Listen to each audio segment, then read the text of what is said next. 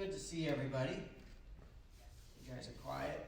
Either in turkey comas, it's cold outside, or not sure what's going on, but everybody feel it? You feel it? You feel like, yeah, it's Saturday night, and you're like, yeah. Anyway, it's good to see everybody here. Thanks for coming on out, and excited to have you here. I want to welcome everyone who's here, who's watching online as well. Hope you've recovered from Thanksgiving, whatever you ate on Thanksgiving. Anybody hate turkey? You just absolutely hate turkey. If you we got one, anybody else? No. In my house, at our Thanksgiving, we had, my brother-in-law hates turkey. None of his kids eat it, so they had chicken nuggets. That's all right. I mean, I actually had to cut the turkey this year. That was a new experience for me.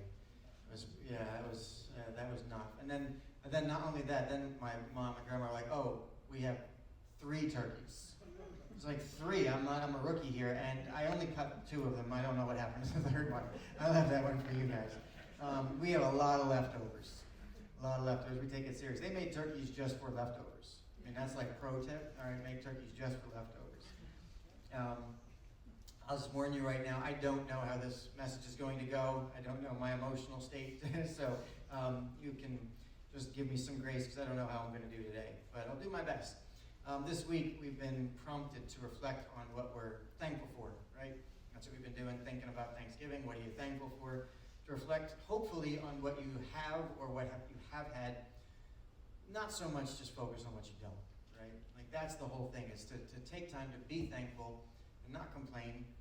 And I've been especially reflective this past week on, my family, my dad, and things like that, what I've been thankful for. And as I was preparing this message, I have this little tiny, falling apart binder in my office filled with sermon illustrations that my dad collected through the years. My dad's was a preacher, and he collected and assembled these little sermon illustrations. Some of them are super old. I mean, really, really old.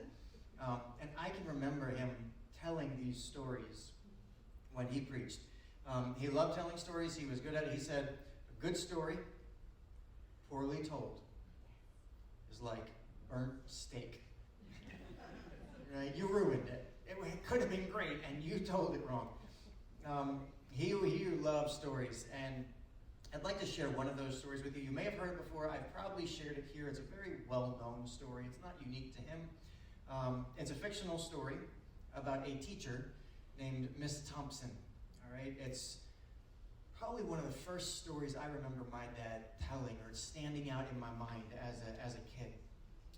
So each September, Miss Thompson would greet her students with that same line, welcome, boys and girls. I love you all the same. So excited. I have no favorites, which is a lie.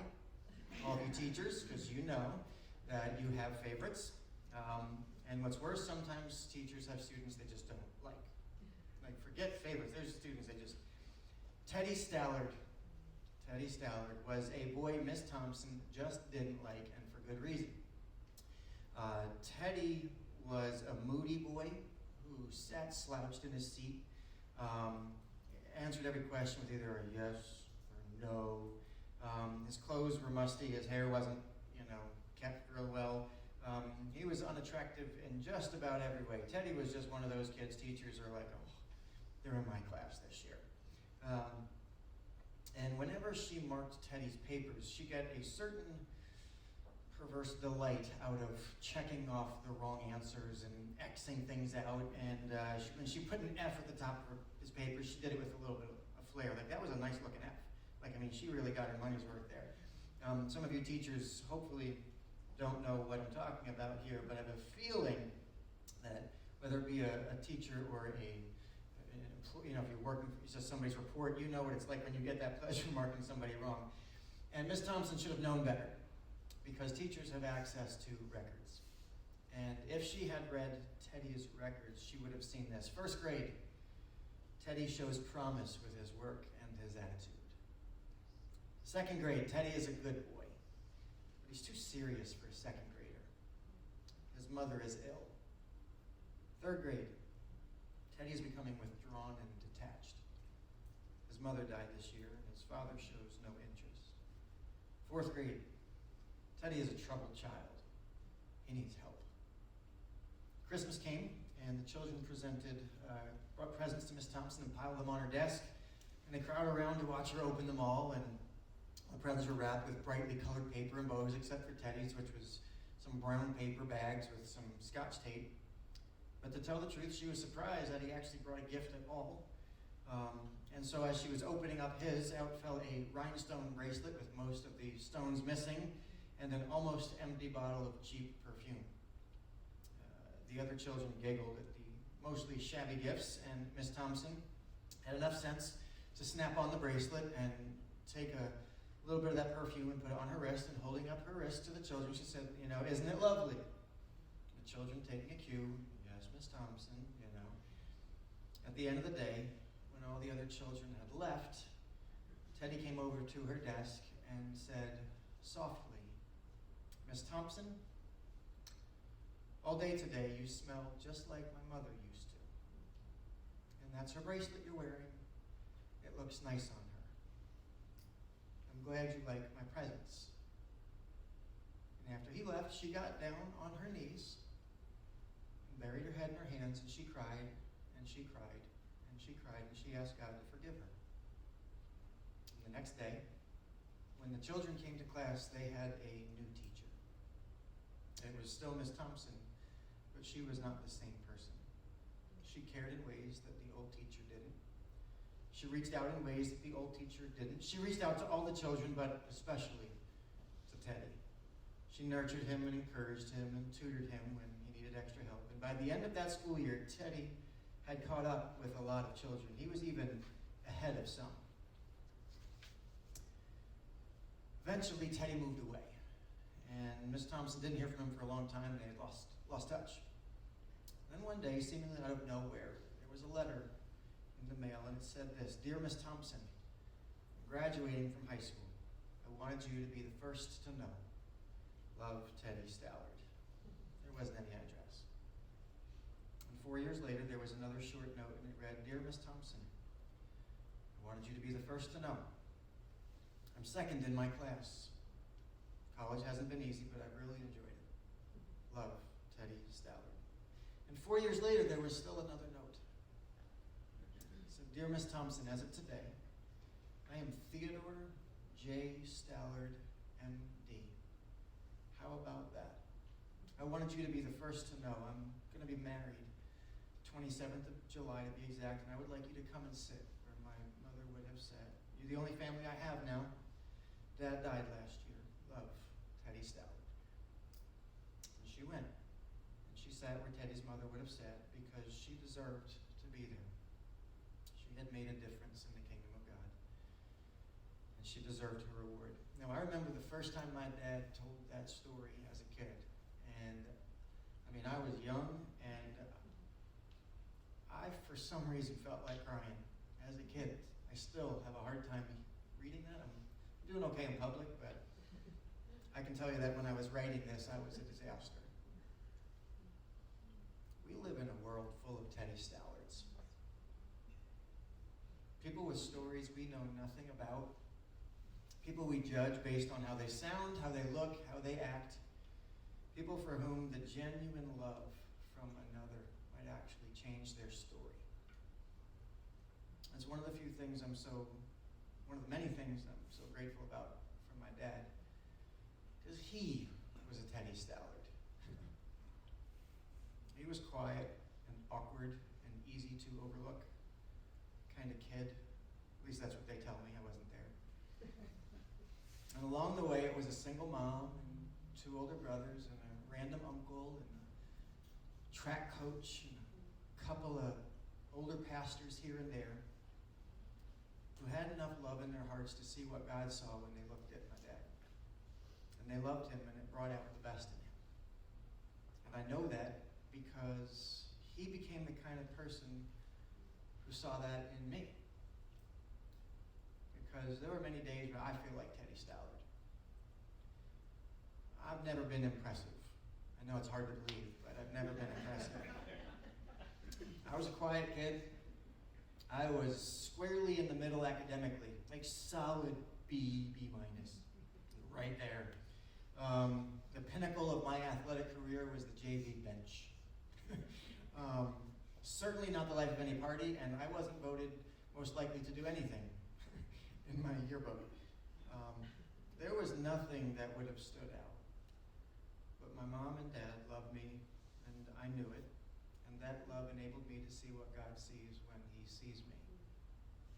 See, when the feedback that you receive from the world around you is just what they see, you can begin to believe it. It's very easy to begin to believe what people say about you. And it sinks into your heart. You can accept that narrative that, you're nothing special. You're okay, you're just ordinary. You don't stand out. Just stay out of the way, do your thing. Mind your own business. But knowing that you are truly loved, like that changes things. It really, really changes things. See, because in some way, all of you are Teddy Stallards. All of us are. We all have a need to be loved. And not just loved like, I love you. Like, deeply loved. Seen, understood, cared for. We all have challenges and pain in our lives, and often other people don't know anything about it. You can put on a happy face when you come to church on a Saturday night. You can go about your business, and you can go through the day, and nobody will know. For me, if I have a hat on, that's my signal to the rest of the world, don't talk to me. I'm going to ShopRite, I'm putting the hat on, and I'm wearing a mask because I just don't want you to see anything about me, and I just want to get my stuff done. Like, leave me alone. That's my signal. Hey, right? That's how we cope. Not in the mood. Leave me alone. For some people, it's grief. For others, it's hurt. For others, it's fear, maybe loneliness, perhaps disappointment, regret. I don't know what it is that you carry that nobody else knows.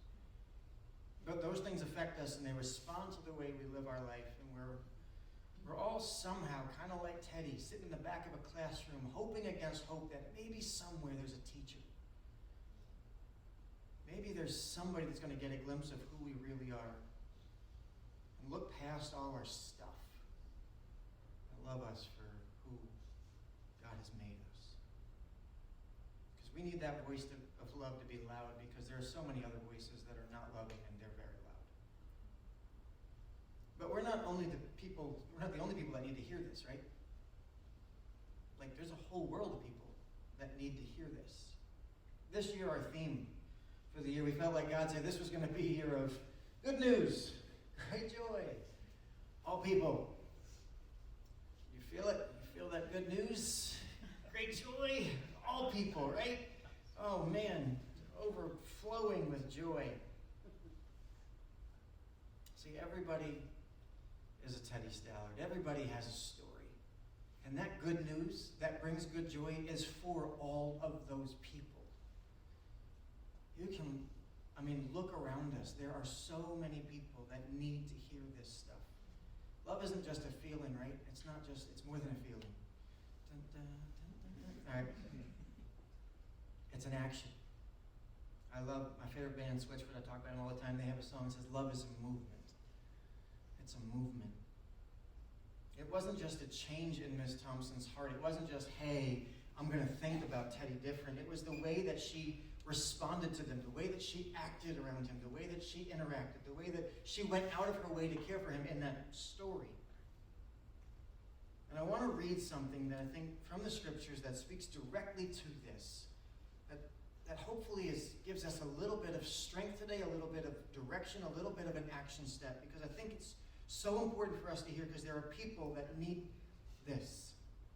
1 Thessalonians chapter 3, verse 12. It's a prayer from Paul, and he says this: may the Lord make your love for one another and for all people grow and overflow, just as our love for you overflows. It's a letter to the church, which is to a group of people. Paul is sending this letter out to a group of people very much like us in a church in a local area. And he's challenging them. Your love for all people needs to be growing. Sometimes it's really helpful to clarify what somebody is not saying to help us really recognize the point of what he is saying. So I'm going to do that for you. You're welcome. Here we go, ready? Paul is not saying here, tolerate all people. He's not saying, so you should tolerate all people, so that way you get through life. you should figure out how to just put up with everybody. Figure out how to live without actually being around. How do you just silence the haters? How do you get through life? Cut off the toxic people. Find a way to live your best life. That's what you're supposed to do. You're supposed to just do you. Ignore everybody else around you. You just need to run your race and ignore everyone. No, He says you should love only the people you like or agree with on Facebook. He's not saying the way you, and he's not even saying that the way you love today is good enough. His charge is clear. We either have to accept it or reject it, but it's clear. It says your love is supposed to be growing until you get to the point where your love is overflowing. That's the charge. Love all people until that love overflows. Until they begin to love other people. That's the measure of overflowing. It's not just you love somebody else, but you love them into loving others. Do we have work to do? Goodness. Do you have love in your heart for all people? If you say yes, you're lying. Come on. I mean, I'm not just talking about generally all people. Think about the people that get your blood boiling. Who came to mind? Don't name them. Too easy, right? Think about who has caused you pain. Here's the thing. I just need to tell you right now. I sometimes hate preaching. Because every time I preach, it gets tested. I had a dream last night. A very vivid dream about somebody that bothers me. And we were having a shouting match in my dream. It was not a good dream. And it's this. And then I'm getting ready for today, and God's saying, well, you praying for that person? I'm like, come on. It wasn't even me. It didn't happen. It was a dream. And I'm already feeling annoyed about it. And now I'm having a hard time praying about that person because I had a dream about being annoyed about that person. And it's none of you. Don't worry. Everybody's like, is it? No, it's nobody in the room.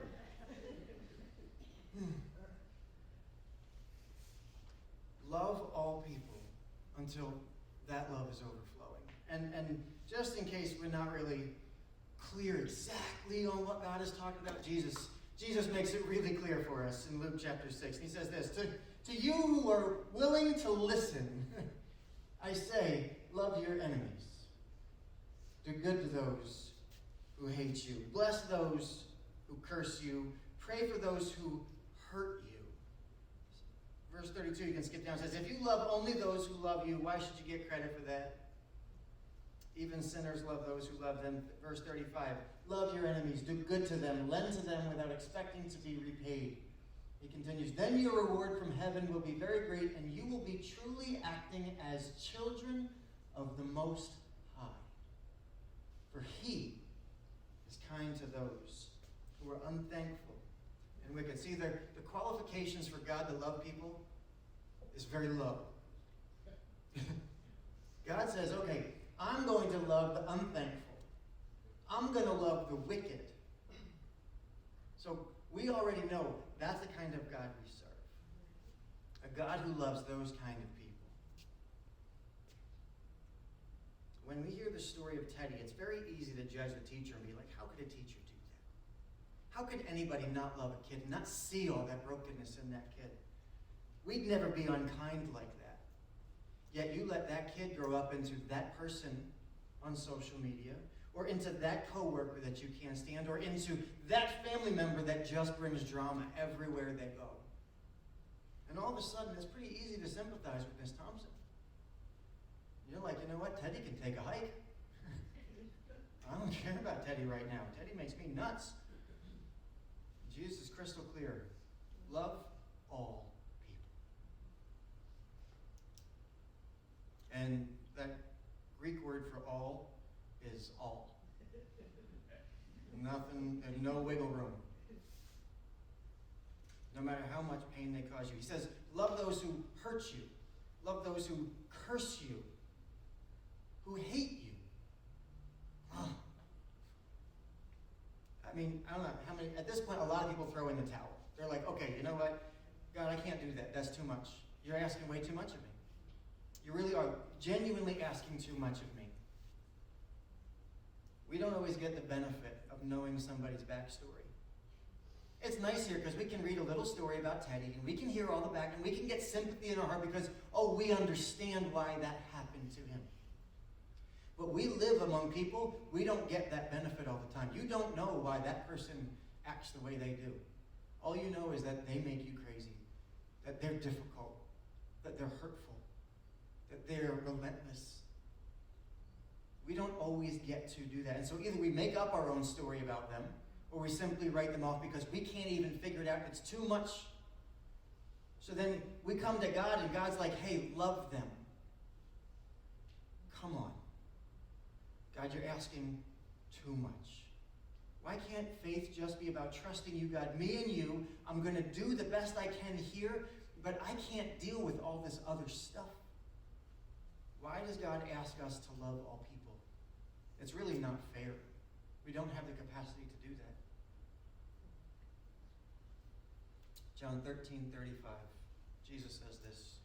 He says, your love for one another will prove to the world that you're my disciples. Will prove to the world that you're actually following me. It's not our love for people we like that stands out, but it's our love for all people that signals to the world that there's something different going on. See, that there's something different about God, that there's something powerfully different about God, about his love. His love is not like our love, just more, but it's transcendent. It's something altogether different, a different order, a different kind of love. See, real love, the love of God, is stronger than hate. See, real love, the love of God, that is stronger than our convenience. Real love is stronger than our differences.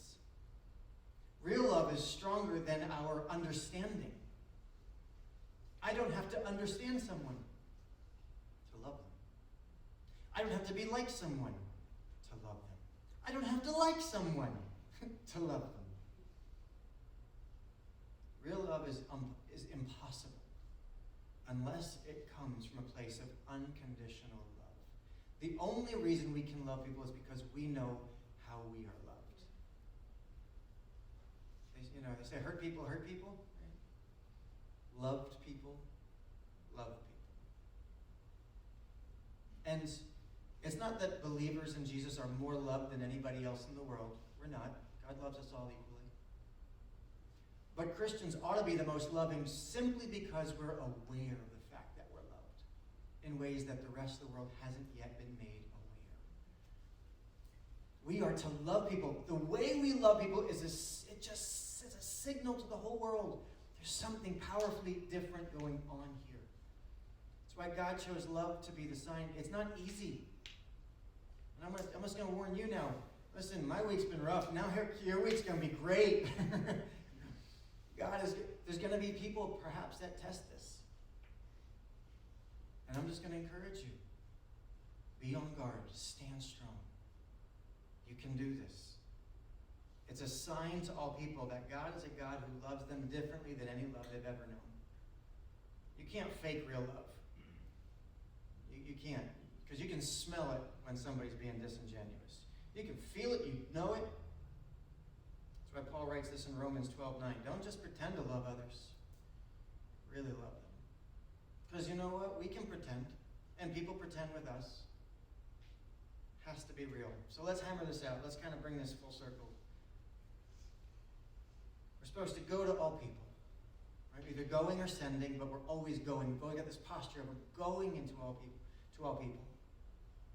I'm supposed to prepare the way for Jesus to come to all people, right? So I'm preparing the way, and it needs to come from a place of real love.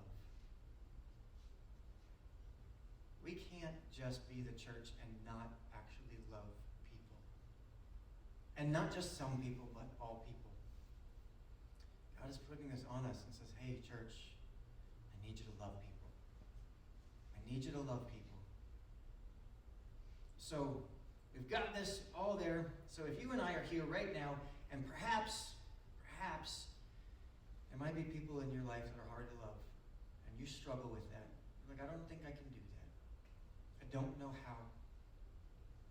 How do we invite God to plant a seed of love in our heart for someone perhaps you genuinely hate? If you're honest. God can handle our honesty. You can say, that person,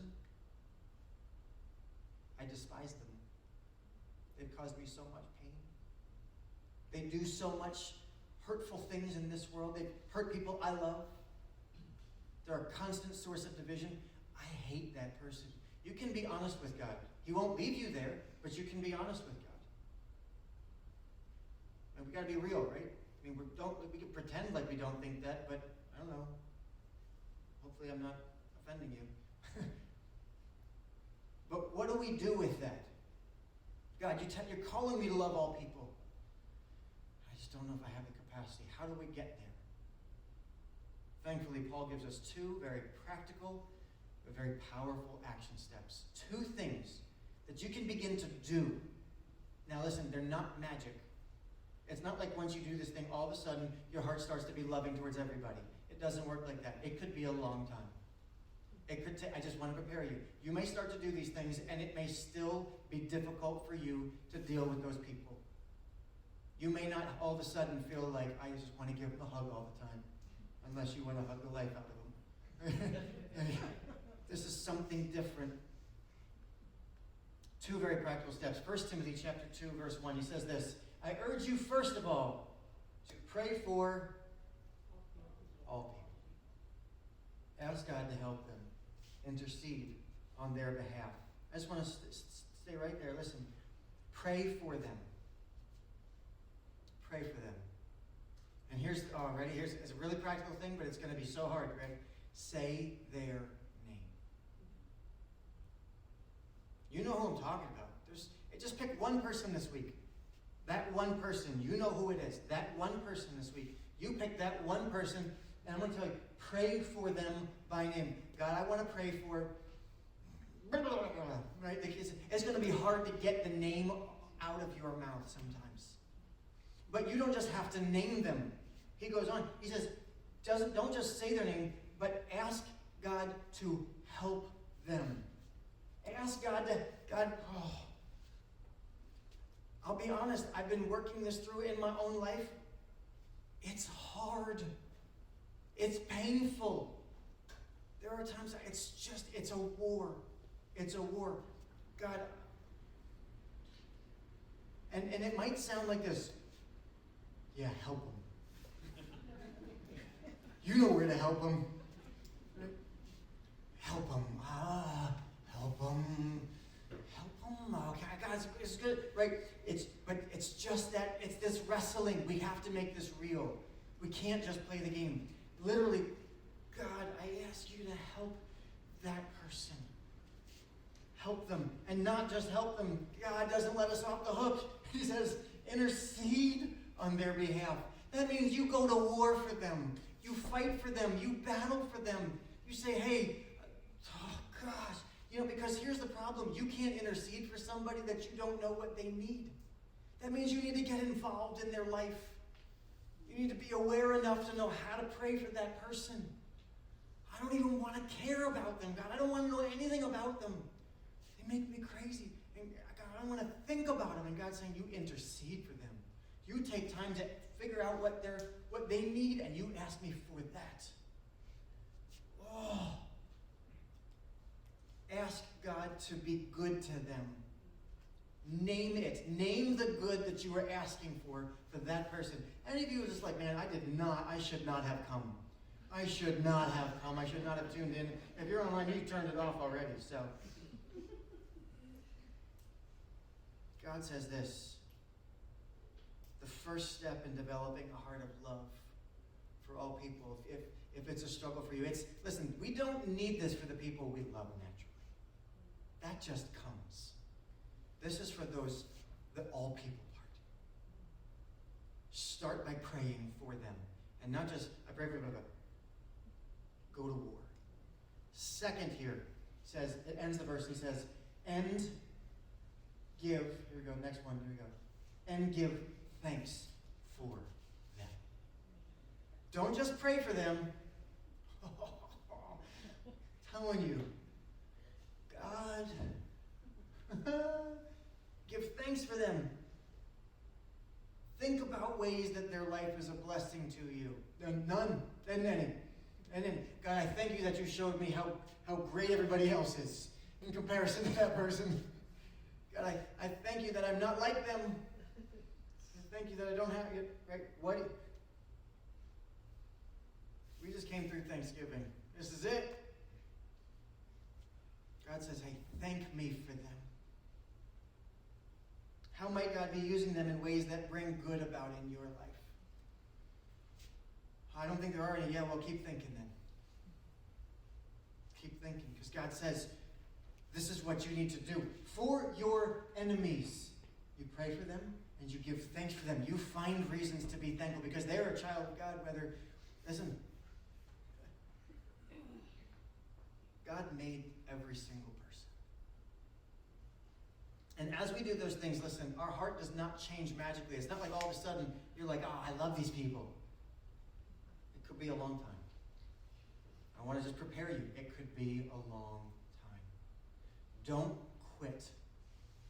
If you feel like there's somebody that's just, this is something God is doing in you. You want to be obedient to God or you want to do it on your own? This is all about humility. God tells us very clearly, pray for all people, ask God to help them, intercede on their behalf, and give thanks for them. And listen, you cannot do this on your own. You can't will yourself to like people.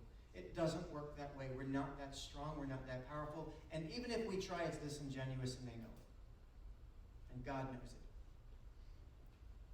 See, praying for others, it keeps us humble. It keeps us, because here's the thing I was thinking about. I could be on somebody else's list. I could be their difficult person.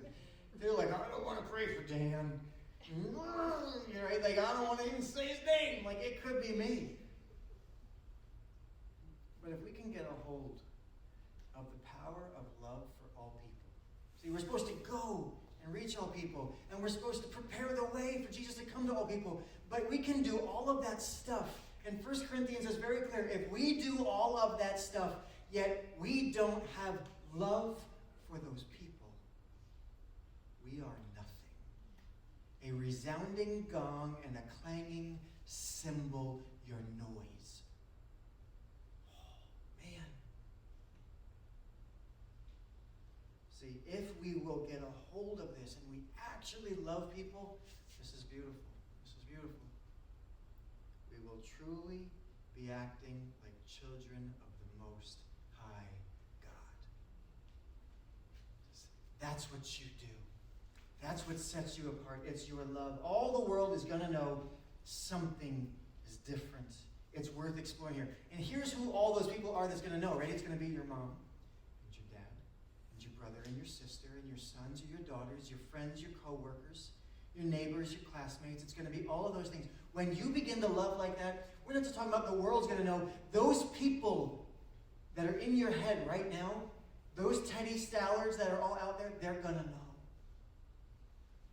There's something different here. God did not call us to be a church just to play games, to build buildings, to go do, hand out turkeys on Thanksgiving. Those are all good things. Those are ways that we express the love of God.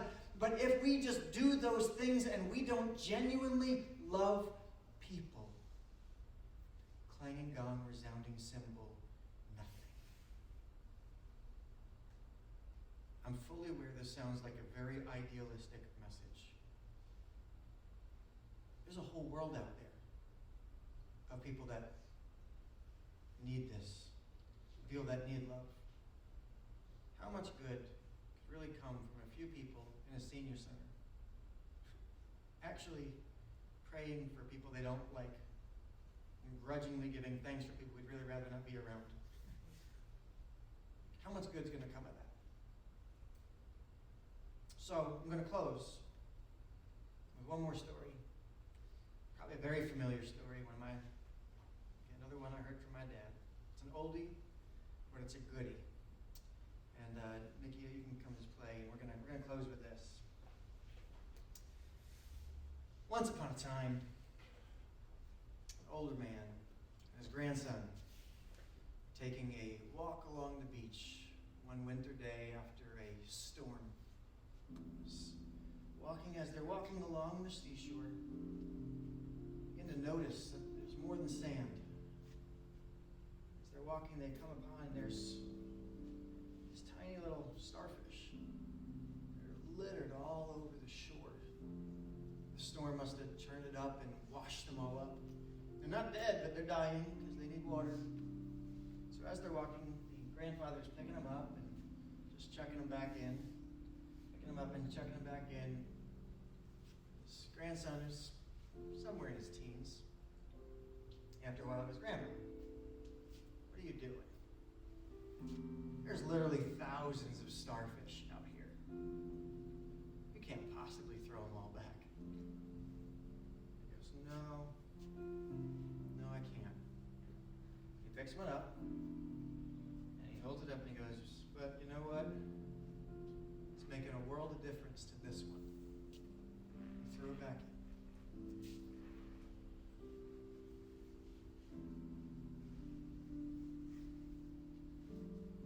Do for one what you wish you could do for all.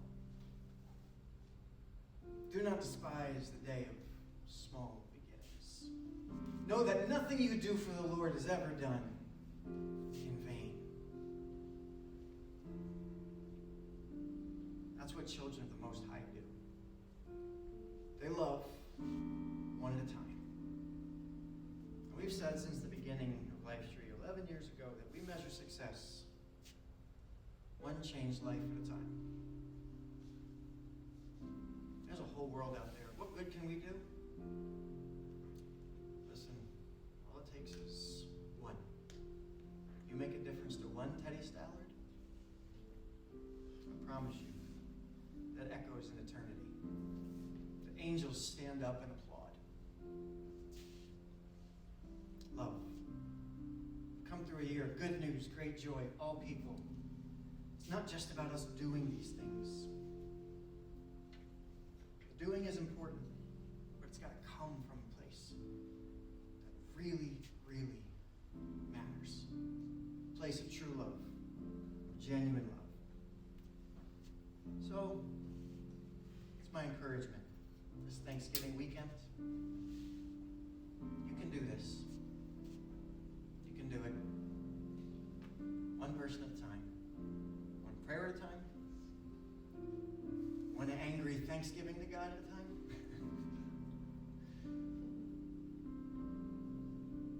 So that great joy can come to all people. Let's just close in a word of prayer. And I'll invite the band to come on back up, and we're going to close in a song. Heavenly Father, Lord, we just ask you to take your word and plant it deep in our hearts. Lord, I just sense that as we're hearing this message, this is one of those messages that we already know. Nothing new. But yet it's a message that no matter how old we get, perhaps the older we get, even the harder it may be to live out. So God, we ask you for courage, for strength, for resolve. God, we ask you to give us that endurance, to never grow weary in doing good, to never stop trying to love those who are unlovable. Lord, you love the unthankful, the wicked. You charge us to love those who hurt us, who curse us, who hate us. We're supposed to love different. We're not supposed to join in with a world that cancels people. We're supposed to, rather, pour out love on people.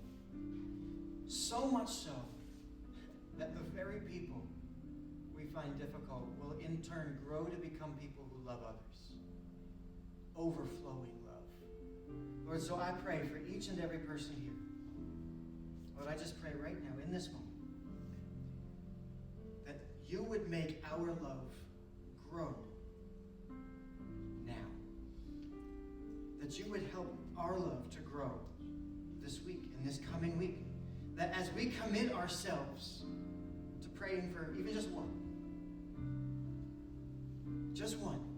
by name, that we will pray for one, Lord, that you will let the love that's in our hearts increase. Lord, only you can do that. We can't manufacture it, so would you cultivate that in our hearts? Lord, that you would help us to find things to be thankful for, that you would give us the strength not to fall away, not to shy away, not to give in when it feels hard or we're frustrated or we're hurting. But help us understand all the nuances of what this looks like, to not allow the enemy to say, well, it doesn't mean that, it doesn't mean this, and it doesn't mean that, so much so that we completely just stop doing it. But Lord, let us commit to praying for it and to giving thanks for it, all people. Because the heart of our Father is for everyone to know how much you love them. We commit ourselves to you. We are your church. Use us in this time